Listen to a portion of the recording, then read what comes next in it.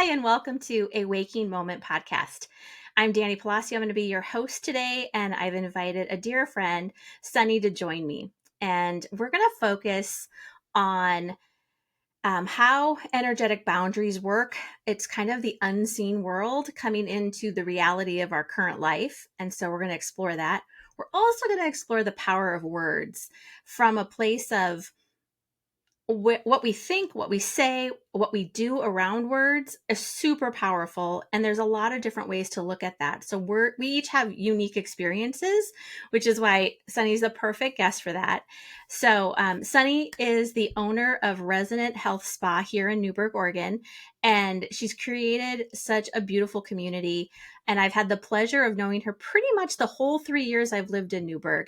And we've exchanged sessions, and we have created community. And starting September 1st, I'm going to join and rent a room from her. And so I am super excited to have her with us today. She's an amazing esthetician. She does incredible work. It's like soul work, really. And she also is a shamanic practitioner. So she has studied lots of various ways to approach healing, approach energy. And so, again, another wonderful reason to have her today. So, Sunnie, welcome. And feel free to introduce more of yourself, let people know a little bit more about you.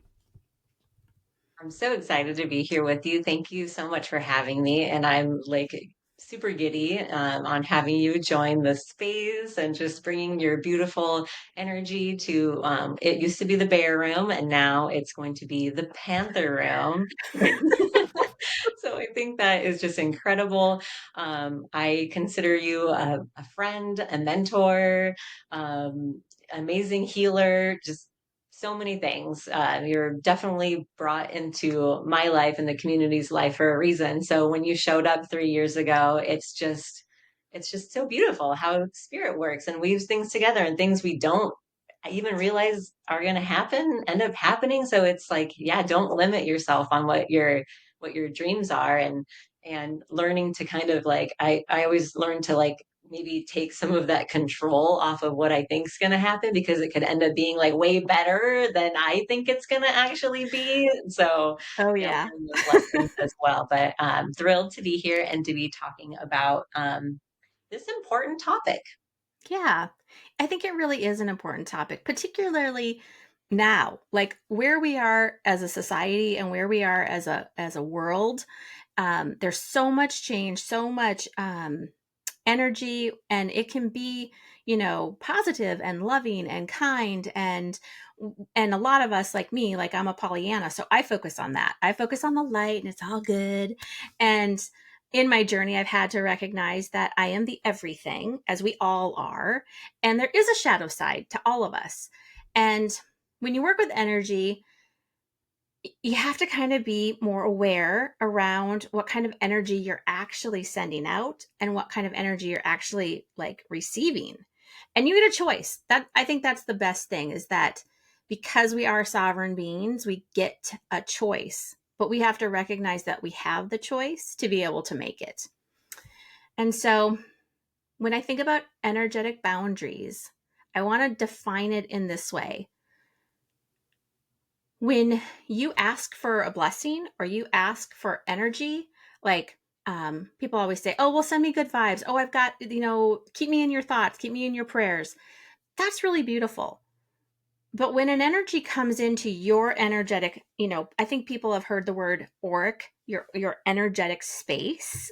Think of it like a bubble that's around you.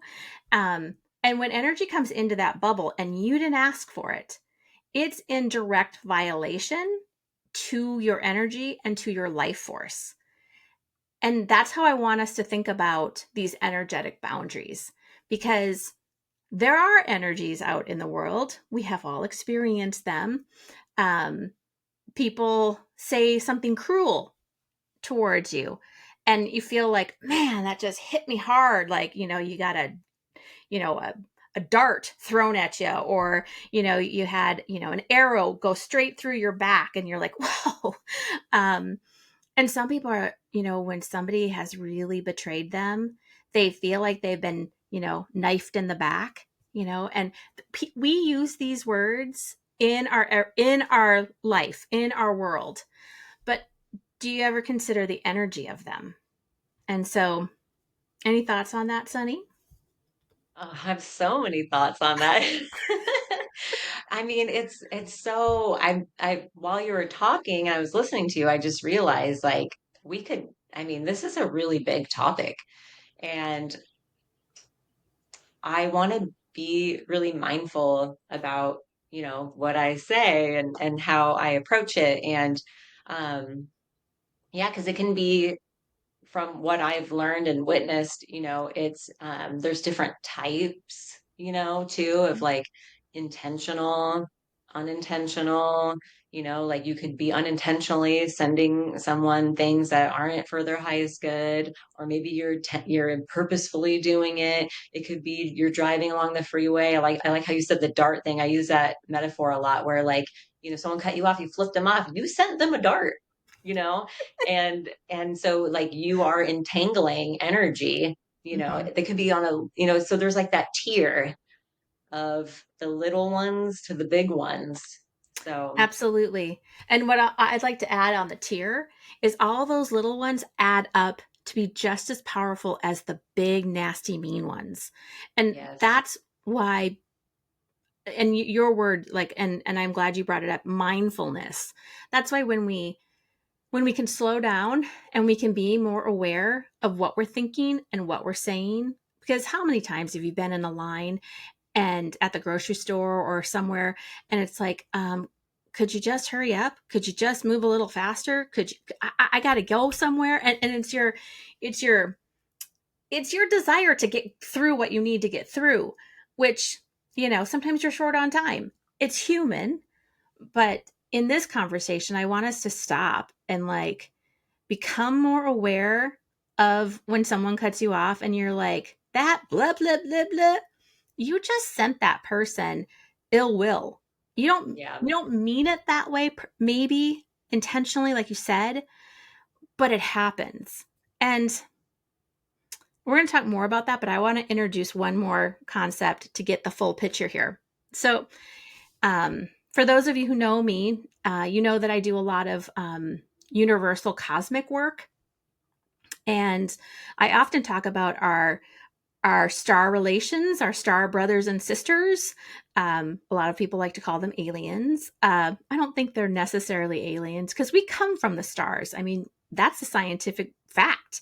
Like when we get tested, we are full of stardust because the stars dust comes in and we breathe it. And um, so on that note, there are other energies that are malicious intent. Not that comes from me to Sunny or Sunny to me or us to you. Like that's what we've been talking about. But there are malicious, dark energies. If you are from a Christian perspective, it's the devil. If you're from a metaphysical perspective, it's entities, it's energies that want to cause you harm. And if you're coming from other perspectives of life and other religions, it is that dark force. It is that shadow self. It is that shadowy aspect of what we dream or think of as demons um, or just darkness that do not want us to thrive, right? So there's a lot of different words, but it's pretty much in every culture and every religion. And so, actually, I'll share a quick story. So I just got a brand new counselor. I had my first session a couple days ago, and we were talking about that. We were talking about life, and we were talking about keeping our energy like safe and guarded in some way, but open to possibility. And she just said it straight out, and I didn't expect this from her. She's like, "Well, that's the devil, and the devil's trying to take you down." And I was like, "Whoa!" And I'm like, lady, I just met you, but I think I really like you. Like, and in her tradition of her Christianity, she was like, you know, that's why we call upon the power of spirit, power of Jesus. We call it in Jesus's name. We ask that God come in and the Holy Spirit bless and release and all of that, right? And she was explaining to me that she's like, that's an active thing in my life. And so when I see darkness, I call it out straight out as the devil. And I was like, dang, I personally haven't been around that in a while. Like, y'all know I grew up Catholic, but I haven't been in a church or a religion in a lot of years. And so when she did that on a counseling call, I was like, the divine sent her to me. Like, she's the perfect counselor for me. So that's what we're talking about. When we talk about energetic boundaries, that is the very broad term. So, Sunnie, weigh in here. Well, I love how you put that, because I don't want people to think like it's just for one specific spiritual practice. This isn't, we are scientifically energetic, beings. We have like a field of energy, and there's so much we don't understand. And so I love when we can have differences of religion and culture, but know that ultimately it's all the same. It's all the same thing, right? There's darkness, there's light. And sometimes when something kind of comes to you, one thing I've noticed that came to mind is if there's like a different energy that I'm feeling, my mind will go to a category of what it knows. So, Mm-hmm. like, I might, um, for instance, there was kind of like an energy that felt like maybe it was like a gatekeeper for people that might take their life. And Hmm. so for me, automatically in my mind, like the Grim Reaper showed up, Huh. but that was just like the catalog that I have to pull from, because then the more like I kind of communicated, it was like, do you want me to look like a butterfly? Like, and so we put labels on things too. Um, so I really love how you approach that, because yes, like um, I was baptized Catholic, but I kind of pull from so many different things, and like the exorcism and, all that stuff. I mean, it's real stuff. Like, I have holy water that's been blessed by the Pope from Italy, in my room. And so I feel like that is important, to call on Jesus and Mary and your spiritual teachers, and to have your team in the spirit world to help you. Yes. In this human form. I It's 100% I feel like agree. it's required. Yeah. And we all have, I mean, whether you name them or are conscious of them, we all have, we all have a team, right? And so you can call it, sometimes I call it like when people are really like, I've dealt with a lot of business people. So I'm like, just imagine that you have an executive board and you're sitting around a table and the entire board is full of energy, of things that support you, that want your highest and best, that, are there. And so it's like, it can be a council, it can be a boardroom, it can be nature, it can be allies, it can be spirit guides, it can be all of that. But I truly believe that we are born with that team in place, and we discover them along the way. We wake up to them when we're ready to really work with them, right? And so, I do think calling in um, energies that feel nurturing and loving. If you're in session with me, you'll hear me say, inviting in the divine holy mother and the divine holy father. Sometimes I say mother, father, God. And then there are archetypes that I love to work with, and calling upon them, asking for their well, I grew up Catholic, so I'm really used to working with saints and angels because they intercede for us. So us humans, then the angels and saints, and then God. And so it's like it's an intercession between me Mhm. talking to them talking to God. And I don't believe that so much anymore. But it it is similar in thought of like you do have a group of people you can or energies that you can reach out to, just like you'd have a group of friends when you're going through a hard time. You pick up the phone, can we get together for coffee? Oh my God, there's so much going on in my life, and you just blah blah blah blah blah. Then they share their love and wisdom with you, and you leave typically feeling So much better. And the same is true for energy allies. So valuable. And one thing that I've learned, but I have also felt personally is, um, they're not necessarily like archangels, your team. They're not necessarily going to just do stuff for you without you asking. So if you're just like, well, how come they're just not doing it for me? And it's, you have the sovereignty, you have the free will of. So if I feel like I need something, sometimes I'm like, well, how come you guys just didn't do it? It's like, well, I didn't, so I need to ask for the dismemberment. I need to ask for the unraveling. I need to have that intention. And so sometimes you're like, well, just do it. Yeah. So that's a really important too, is to, if you wake up at 3 a.m. and you're feeling like something is bothering you, call to Jesus, call to Mary, call to your power animals, call them all in, say a prayer and empower yourself. And Yeah. if it's something that you need to learn and it's important, it's going to hang around and you're going to learn from it. Or if it's just something passing by, it's going to go, and like have your Yep. boundary, have your store hours. It's so true. Yeah. Set those boundaries. And so let's talk a little bit more about that, because I want to provide some really practical ways to do that. And I know you and I both have various ways. Some are similar, some are the same, and some are not.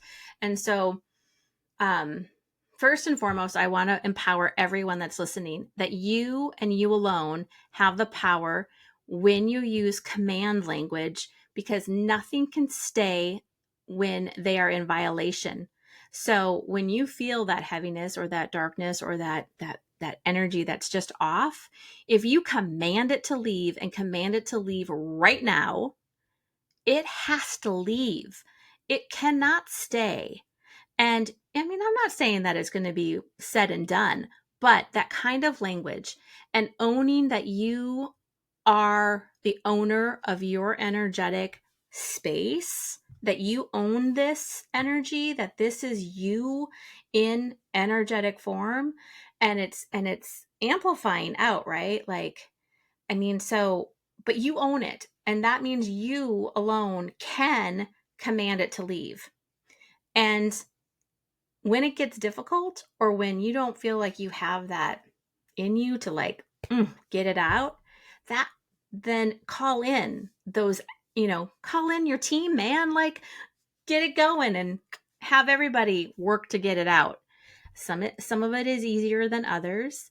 But when it comes to like someone thinking badly of you, and you start to feel like you're so tired, right? Or you're so and it's odd because you weren't tired 15 minutes ago, but all of a sudden you feel this right? It's like, check in with yourself. Like, is there an energy or a thought form from someone else that's kind of like taken away my life force, taken like in my world, in my metaphysical world, I call that an energetic vampire. Someone, through their words, through their intent, comes in and gets ya, and then just, oh, yay, I'm just going to live off Danny's goodness and Danny's light and Danny's energy because she's so happy, and I wish I was like that. And it's okay to want to be like someone, but you have to like be responsible for how you approach it. Like, Well, some people don't even realize that they're doing that, right? so They true. just know it's good and they want to drink from the well, but they don't even fully realize what they're doing. Right. I agree 100%. So, so let's say you went out and lived your life that day, and then you came home and, you had a big day, but you just feel off. Like you have crazy thoughts going on. And I don't mean crazy like negative. I mean like, boy, you should have done more, or you're just really not very good. Like you're not good enough. Like you shouldn't really even, like when you start to talk to yourself in a voice that isn't really yours, like you don't normally think that about yourself, become aware of that, because that's a really good indication that you got some stuff to clear off, right? So let's talk about how to get rid of some of this stuff for you all. Sunny, do you want to start the list or? I mean, I have so many things coming to my mind because I feel, and it can be different for everyone, right? Like everyone, like my first thing I thought of was like before you even go in your house, maybe like if you have grass, take your shoes off and just start there, or just kind of do some kind of like sweeping over of your energy. And but first and foremost, like call in your team, call in your allies, call in your higher self. And sometimes these are things, even like as practitioners, I don't know if you can relate to this, Danny. Like I forget to do these things for myself sometimes. I'm like, why do I feel so bad? And then it's like, well, have you done anything? No. So yeah, like getting nature, Yeah. water, all of the elements calling in, is Jesus your ally? Is Mary your ally? Who do you work with? Asking those questions, like, what is going on with me? And so I guess like self care and nurturing. Mhm. Yeah. Yeah. I think that's a great place to start. And if you want tools, because lots of people like to buy a lot of little things, me included, I'm going to give you some ideas. So I love the water idea. One, when you're dehydrated, you're not your full self. So drink some water. You can even, like Sunny mentioned, she had holy water. I have holy water as well because I believe that when you pray over something, you're infusing it with high frequency vibration. And when you're in a lower frequency vibration, that water can bring in that frequency, right? So, what other things could bring in positive frequencies or help clear away? Um, like, well, I grew up in Minnesota, so I'm used to having gnats and mosquitoes buzz me or, all around me. It can be like that even. Like, how do you get away from that? So, if you love a certain scent, there are scents that you can like put it in water or whatever. You can buy them, but just mist yourself with a certain spray. Um, in the in the indigenous cultures and native people, they often use some form of smoke. Everybody has their own version of it, but you've heard of smudging, right, with sage, or some people use cedar, some people use tobacco. Like different cultures, different they have different sacred ways that are based on their culture. With respect and honoring that, you can also, it is powerful and it does work. Again, hate to bring back the Catholic thing, but they brought in so I found out like maybe 10 years ago.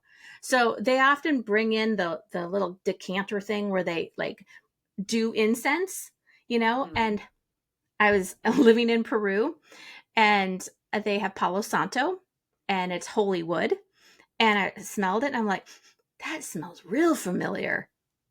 It's exactly what they use in that decanter in the Catholic Church. Really? Yes. Oh my gosh, I didn't know that. Yeah. Because I'll use Palo Santo, and I mean it feels right for me depending on the time, and I will buy some white sage that's been like ethically sourced, like they're growing it specifically for that purpose. And but I have found things like in my own ancestry too, from like Norway, I found like this sacred wood that and so you just find things that connect in with your ancestry, your local area. And but I did not know that. That's Yeah. cool. And sometimes during different parts of the year, they'll throw in frankincense or myrrh, right? But it starts with Palo Santo. So I was like, whoa, that is okay, a full circle moment. But things like that can help you, support you. You can even burn any incense that you want, like lavender or rose, or like the woods, any of the woods, the fir, the balsam, the cedar, all of the woods and incense is such a powerful one. It's from the earth, so it has deep roots and it grows really, really tall, like trees grow really tall and reach up to heaven, reach up to the cosmos. So it naturally has that energy of kind of growth and expansion. And when you grow and expand, you push out things that are on you. And so that's an easy one. Um, we talked about light and dark, right? So why not light a candle? I mean, Yeah. I think lighting a candle brings in fire, and with the fire element, it's transformative. It transmutes even. So burns it up and lets it go.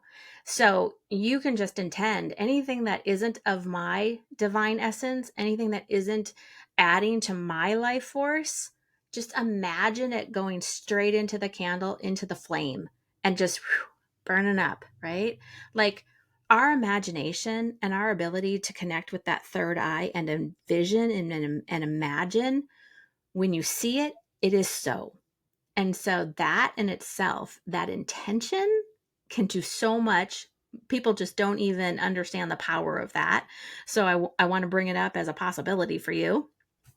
Um, Absolutely. oh, I think that's go really ahead. important to I wanted to just reiterate on what you said of using your imagination to create the ideal scenario of the transmutation. I think it's like that is very important, and believing it's a complete. Yes. Yes. It's funny what belief and faith can do. Um, but yeah, in my metaphysical training, the teacher that I learned the most from was like, when you imagine it, it is so. And so you, when you see it in your mind and then you see it gone, it's like it happened. And to Sunny's point, you have to believe it. Like you have to believe that what you've intended is so, because you saw it, you imagined it. Um, and that's really manifestation too. It's just another form of it. Yeah. Um, Because oh, sometimes, like when you're unraveling things, unraveling energy, like maybe you had a traumatic experience happen to you. Maybe you had something happen to you where you feel like there's this, binding that you need to unravel. And as a practitioner, you can do that process for someone or even like for yourself. But if you don't believe that it's happened, or you keep feeding that story, so something that will suggest is like, don't keep telling that story. Don't, don't keep thinking about it. And like, because you're just kind of reigniting that flame that you put out. mm-hmm. Um, that is so true. I can't tell you how many clients we've done a clearing. We've looked at the energetic cords between them and another, and we've cleared those cords. We've cut them. We've like melted them. We've cleared, like gone, right? And they instantly feel the relief. They can feel that the energy is shifted. And I always tell people, whoever we just cleared from, they're going to call you. They're going to reach out, because they're going to feel it too. Don't answer and don't pick up. Like, stay clear for at least 24 hours to solidify that it's done, right? That's a good idea. And and don't overthink about it. It's done. You don't have to process, oh my god, that was just such a horrific experience and I can't believe. No, you in your mind have to have the discipline to not like recreate it, because your Yeah. mind, by the way, has no idea what day it is, what time it is. It just knows it has that same image because you're projecting it into your brain, and they're like, oh well, it's back, there it is. And it's like, And that can be challenging, right? Because it's like memory in the cells and mm-hmm, blah blah blah. But having, like you said, that strength to go, this isn't the story anymore. And sometimes during like an unraveling, the ally that's doing it will want the client to create a new story in its mm-hmm, place. So just depending on the situation. So like what do you wish would have happened? Like, change the energy matrix of it, and then that's the story that you share now. And yes, sometimes that can be helpful because absolutely. I replacing. learned that in my coaching program. We all had to pick a traumatic experience, and then we had to rewrite the end to exactly your point. And I was like, I wonder if this will really work, right? Like, because it wasn't. So at that time, I was really into studying shamanism and the various traditions and cultures and my own, and it all had to be ceremony. It all had to be this big intentional thing, which is beautiful, wonderful, and amazing. But here I am, in San Diego with 100 other people, and Debbie Ford, is leading this process. Pick your most traumatic experience, and we're going to rewrite the end. And I'm like, she don't even know what she's doing. But lo and behold, it totally worked. Like, it totally worked. Sometimes it's the greatest gift we can give ourselves when we have longed for so long to have someone love us the way we want them to, comfort us the way we need to end an experience with respect and gratitude.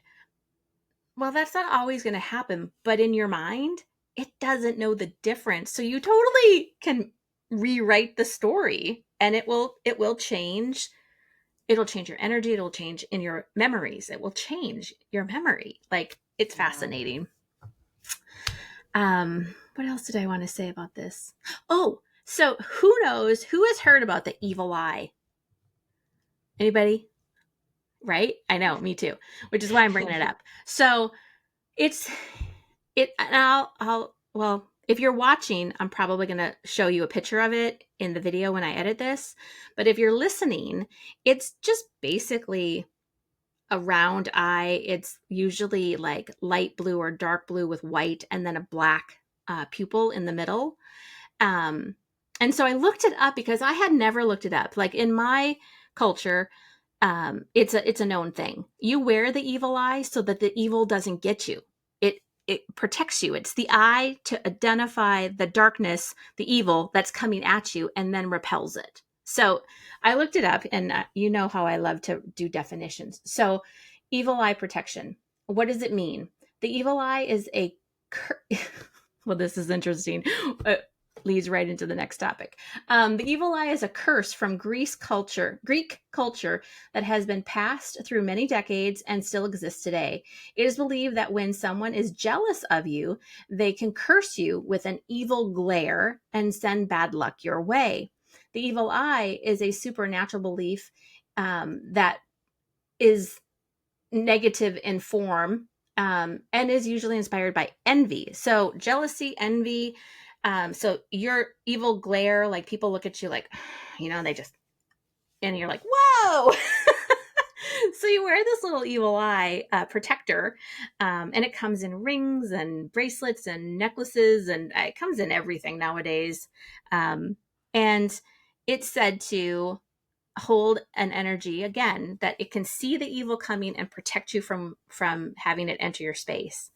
Now, this is all belief system, but it started a long time ago, and even though that definition said from the Greek culture, it's in almost all cultures, right? This superstition, this belief, this totem, this medallion, this pendant, whatever you want to call it, holds some meaning. And if you're, again, of the Christian faith, you see a lot of Christians wearing the cross because it's a protective, it's a reminder, it's an opportunity, it's that thing, right? And if you come from a Latin type of perspective, and Our Lady of Guadalupe is a known divine mother, holy mother, you're going to see people wear Our Lady of Guadalupe, right? And if you come from an Eastern kind of culture, you might see Ganesh, because Ganesh is the elephant in an Indian culture, and in that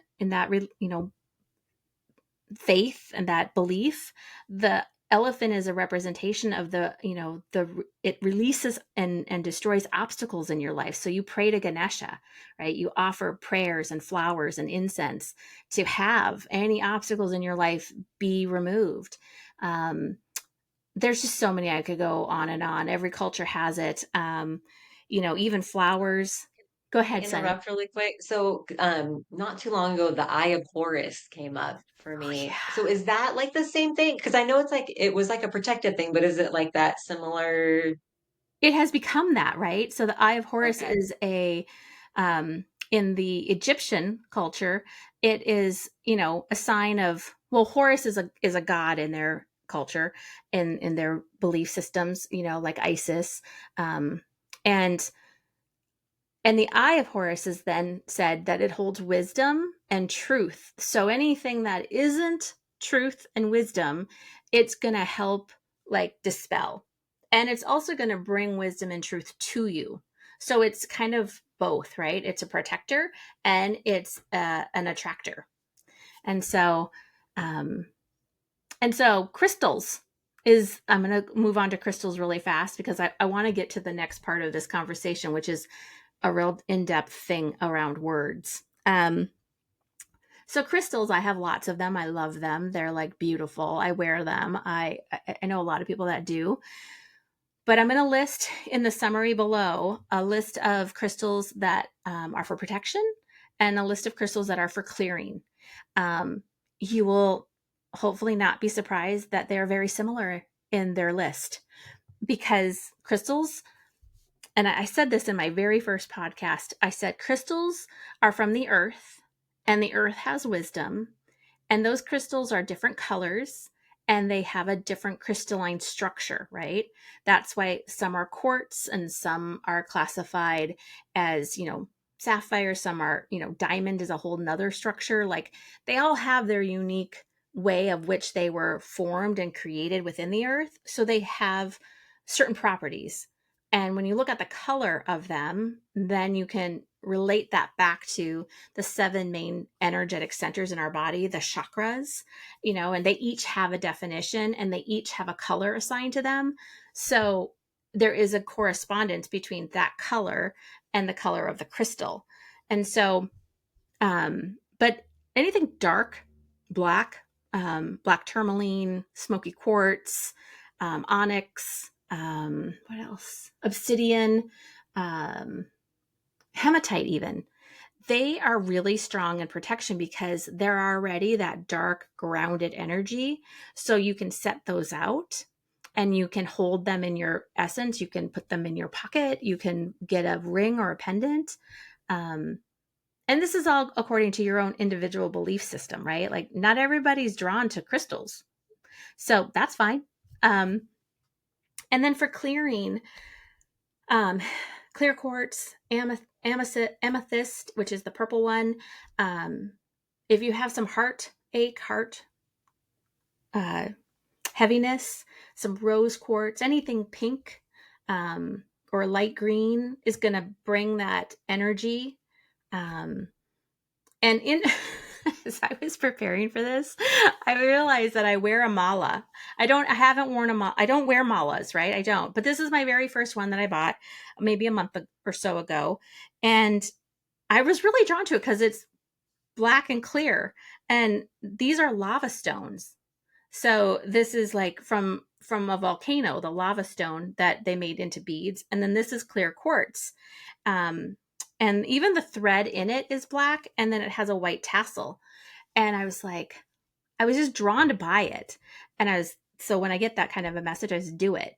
But I've learned now that as I wear it, and I don't wear it all the time, but as I wear it, it does for me help kind of clear, keep me more balanced. Especially when I get really emotional or when I'm dealing with some difficult stuff. And when I'm out in public, when I don't really want to leave the house, but I know I have to, I'll wear it and I'll put it inside my shirt. So really nobody sees it, but I feel it and I know it. And somehow it makes me feel better. So I went on and on. Anything you want to add there, Sunnie? No, I love working with crystals and rocks, but it's like I don't. Some people go, well, what does this mean? And I'm like, I don't know. You gotta you gotta go look it up. Or it's like, what does it mean for you? Like how is it helping you? Like this, I'm in the spa right now, and when I first moved in, it was like amethyst wanted to be just like everywhere. And my husband bought me these huge amethysts, and then I have amethysts in each room. And the message that I got about amethyst that it was like clearing and infusing. So it was like Mhm. clearing energy, but then also like bringing in the love. So it was like both. So I love that. I love amethyst, and my ring is black onyx.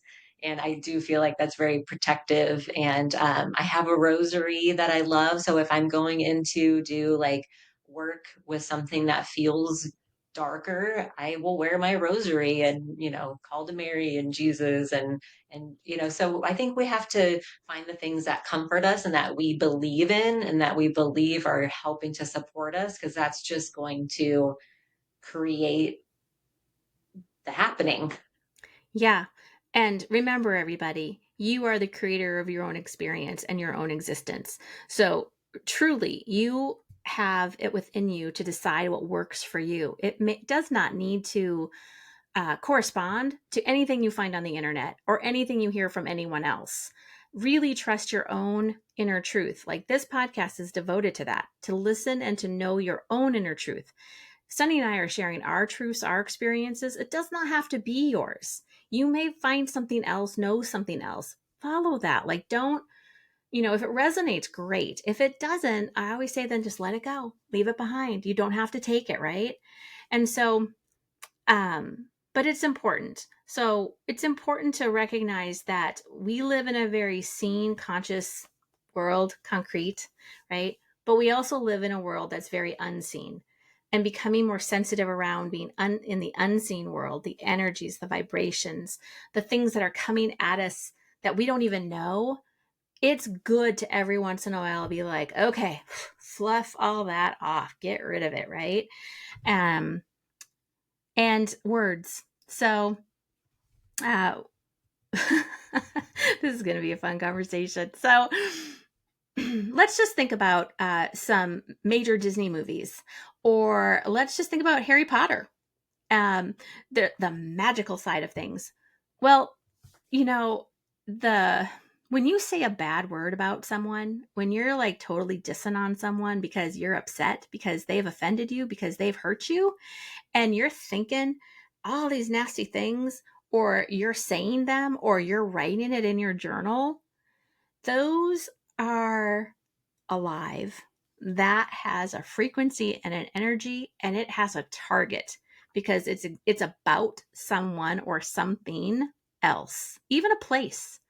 And I know people like to shy away from the word curse because that conjures up some evil witch writing a curse to, be bad. But your own words and how you intend them, or how you write about it or think about it, um, can be a curse on someone or something else. And I can already hear you all going, but that's natural. That's human. We think bad things all the time. Or that a-hole did that, or I can't believe that, blah, blah, blah, right?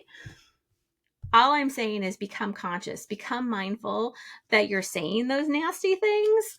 And maybe at the end of the day, cancel and delete them, clear them, send the intention of, yeah, I'm really angry and pissed at you, and what you did was absolutely inappropriate and unfair.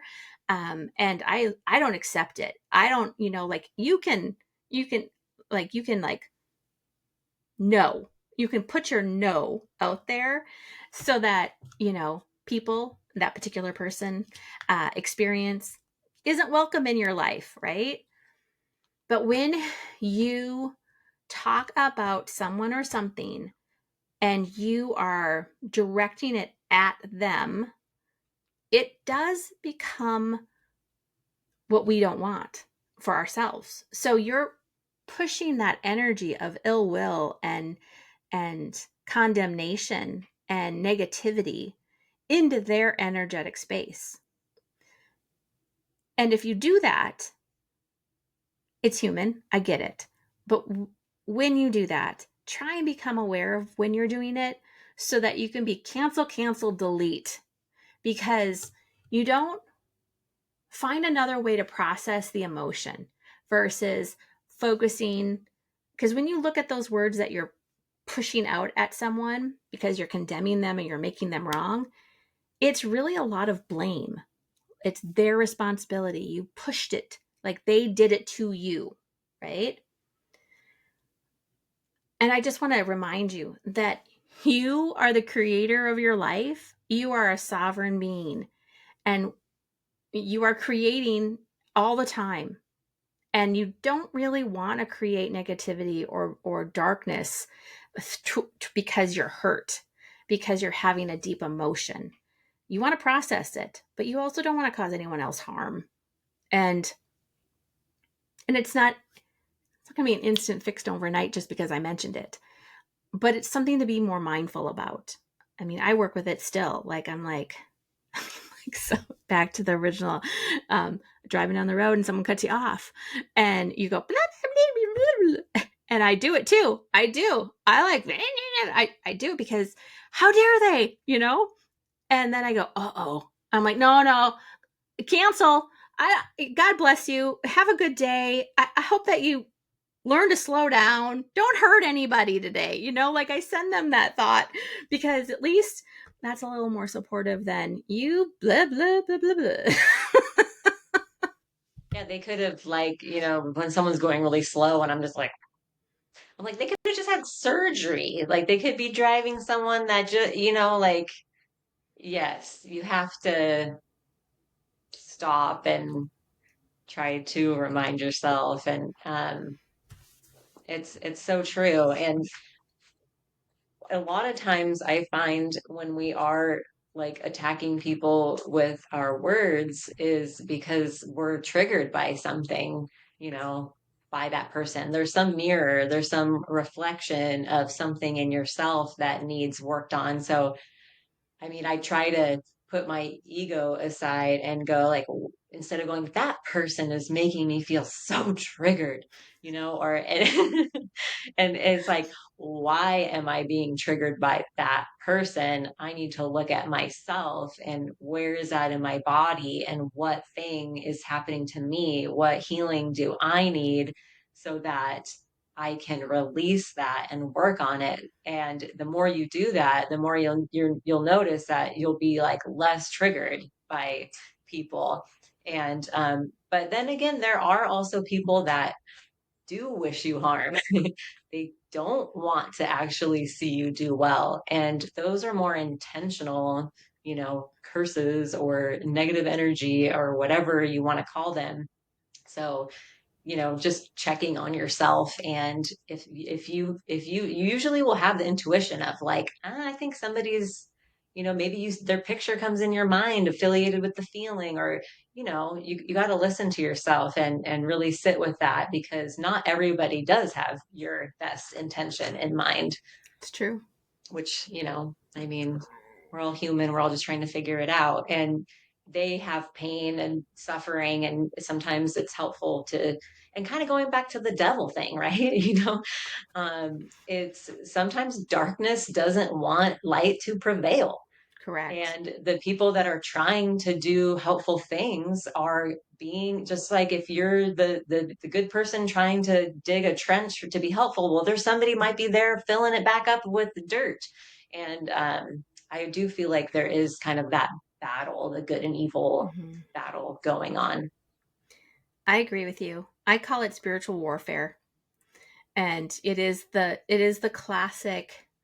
I mean, it's in the Bible, it's in stories, it's in a bunch of movies around the good and the dark fighting, right? Like, and a lot of people don't like to think of the darkness, think of, evil, darkness. But there are dark forces, that's what I call them, in the world, like you mentioned, that if you're a bright light, then think of it like a moth. When there's a bright light or a candle outside, and and you're sitting out on the back patio and it's a beautiful evening and you've got your candle burning, your citronella, it attracts bugs, it attracts moths, right? Because they are like, oh, flame, oh, light. And that's how I think of dark forces, darkness.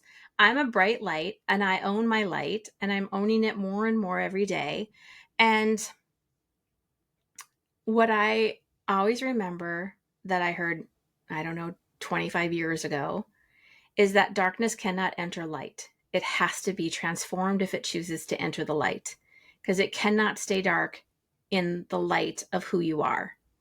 And so, knowing that and believing that also amplifies your energetic field to not accept or allow darkness or curses or negative words or bad intentions or jealousy or envy of another person about who you are, what you're wearing, your life, all of that.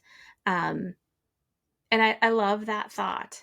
It comforts me to think. Doesn't mean that it's always like, I still have to deal with some crap, right? I still have to clear off some stuff, which is why all those tools that we mentioned are so important. Um, and Sunny, before we started filming, shared a story with me that if she's willing, I'd love for her to share about the perspective of words and how,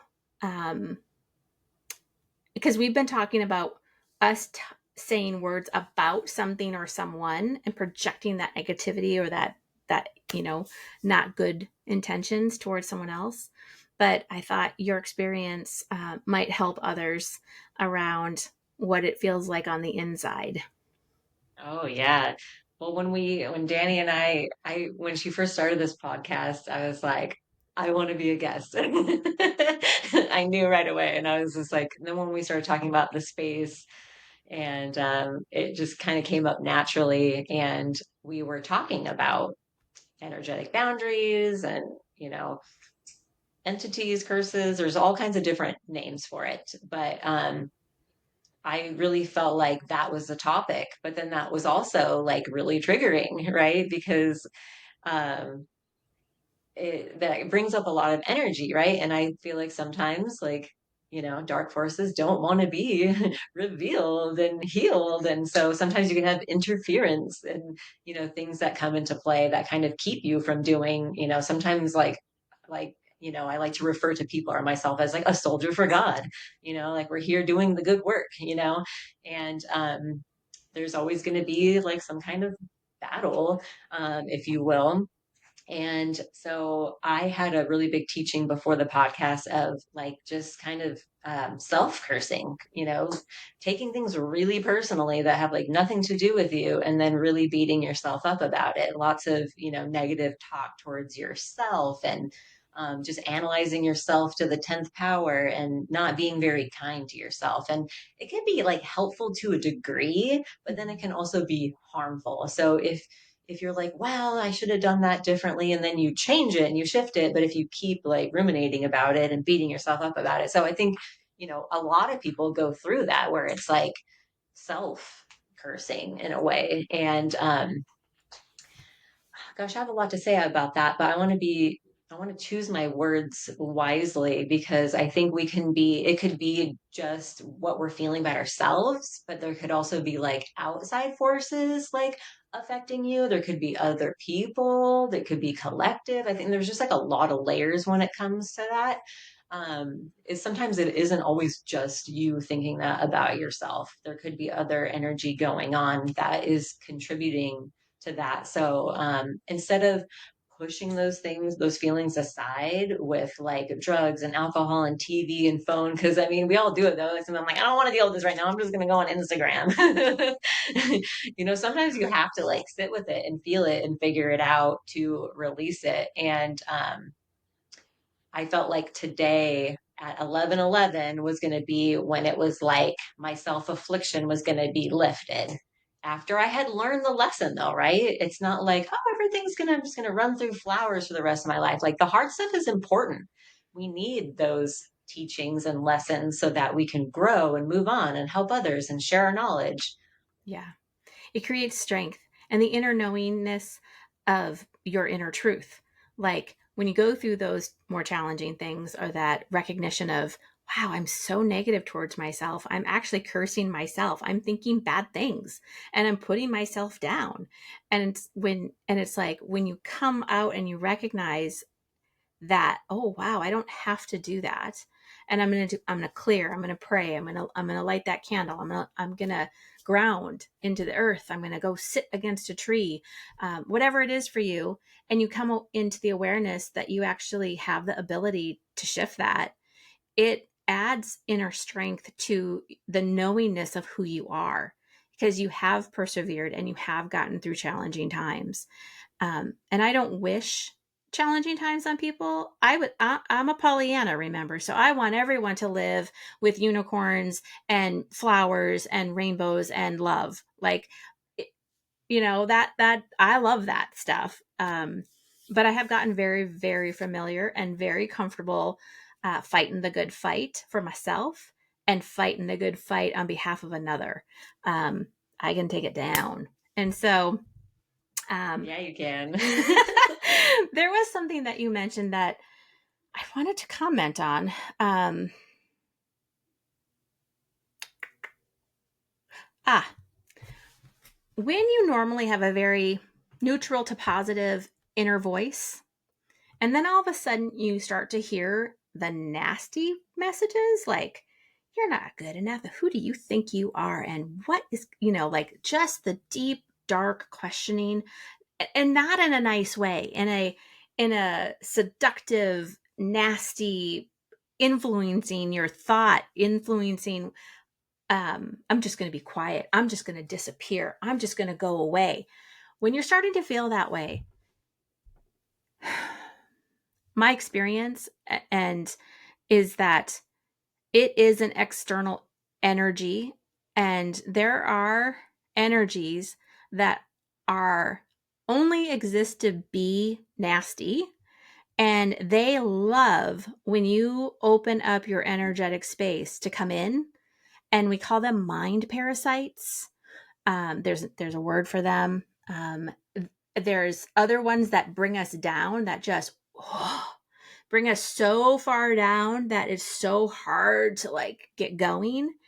Um, and their intention is to stop you, to slow you down, and to make you feel lethargic.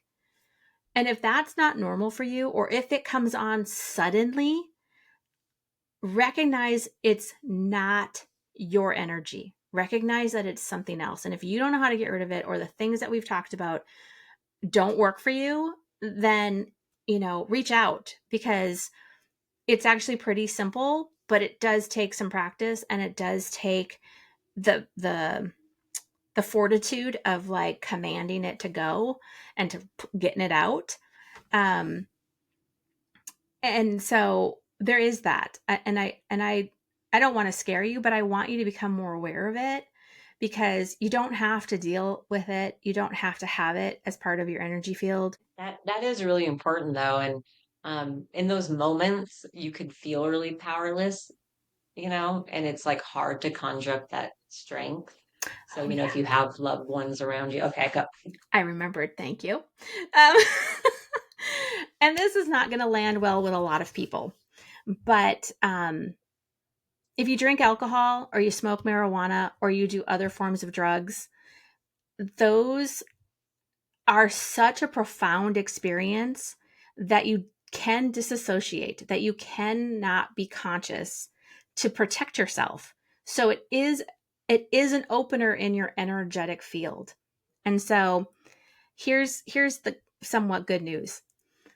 When you drink alcohol, bless it. Literally bless it. Like, it is of the earth. It is a natural substance. It has been around forever. It is used in ceremony and ritual. But when you drink to consume, to get drunk, it does automatically set an intention that your energetic space is open, and it allows things to enter. So one of two things: bless it. Let the alcohol be a place for a tonic for your nerves. Let it be a tonic to relax and open your mind to goodness, right? When you set that intention, when you drink wine, beer, liquor, it actually fortifies your energetic shield, right? And it really can work that way, right? When you smoke marijuana, or eat it, or whatever you do with it, any um, marijuana in particular, the more I don't even know what the right word is, but the other drugs like crack, cocaine, heroin, um, I don't have any experience with shifting their energetic vibration, because they take you so out of your mind that there's just absolutely no way for you to maintain your energetic container. But marijuana, mushrooms, and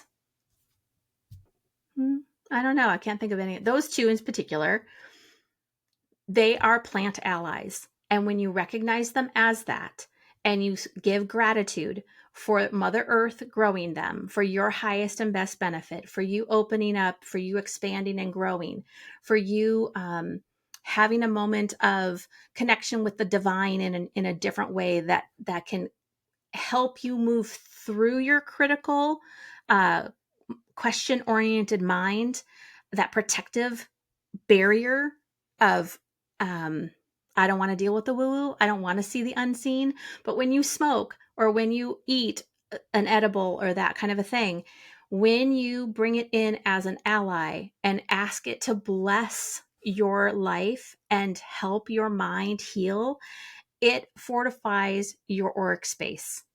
But when you just consume it and you don't give a shit about who grew it or how it was raised or how it was manufactured, how it was rolled in that joint or how it was put into a gummy, and you don't give a shit because all you want is the escape, that's when you can't maintain your energetic field. It automatically opens doors. So all of us have done it. Some of us will continue to do it. Take responsibility the next day and clean yourself. Brush it off. Light the incense. Burn the candle. Like, when you go work out or you're outside doing yard work and you come in and you're stinking, what do? You don't just like walk around the house and stink. You typically take a shower. Same concept, people. When you are going to do something that opens the doorways for darkness and non-positive things to pop in, glam on, fly around, clean yourself. Go take an energetic shower, for God's sake. That So, is perfect. I love that. thanks. It's never very popular when I talk about it. Um, No, but it's true. I mean, I have a family member, suffering with addiction and I mean alcoholism and all the things. And it does. Your vessel can get taken over, and especially if you've had a lot of trauma. oh, yeah. Um, I do have like a theory, and not everyone is going to appreciate it, but I have some experience. My biological mom is schizophrenic. And I do feel like had she not had all the trauma in her life, that she's probably just really intuitive and like really connected. And, but unfortunately, she has some imbalances. But I also feel like there is like some possession going on. And, you know, there's a theory, and I believe it to a degree because of past experiences, that like when you have soul loss and you have traumatic experiences, it's like when you drop a glass on the ground and all the shards go everywhere, and one went under the fridge and one went under here, and you sweep them up and you don't find all those pieces. You might step on it later and it gets stuck in your foot, and so there's ways to bring those pieces back to you to make you more whole, because like the less parts of yourself that you have is more opening for things to just kind of bug you and get to you. Um, so I do feel like bringing those soul fragments back to yourself is really important. And like the more whole you are, the less you can be like affected and triggered. And when you use like a lot of people that are homeless with mental illness, and Mm, like my mom is homeless, with mental illness, and I do feel like things are like feeding off of them, right? They're utilizing their vessel for evil and not good stuff. And because it's an easy vessel, yes. right? Like it can be intercepted very easily. Absolutely. I agree with that 100%. I just had well, I think most of I've mentioned before that my older sister, she's 5 years older than me, was diagnosed with Alzheimer's dementia. And because I do a lot of energy work, Sunny, the exact same thing. You talked about your mom, right? Well, here is and I think this is true for all people that are dealing with dementia or Alzheimer's, where you're not in present moment, where your brain is having a really hard time remembering or connecting or putting things in place, and it's making up things along the way to fill in the gaps. There's no possible way that that person can intentionally keep their energetic space clean and pure. Like, I would love to say that it naturally happens, that there's this protective barrier and nothing gets in.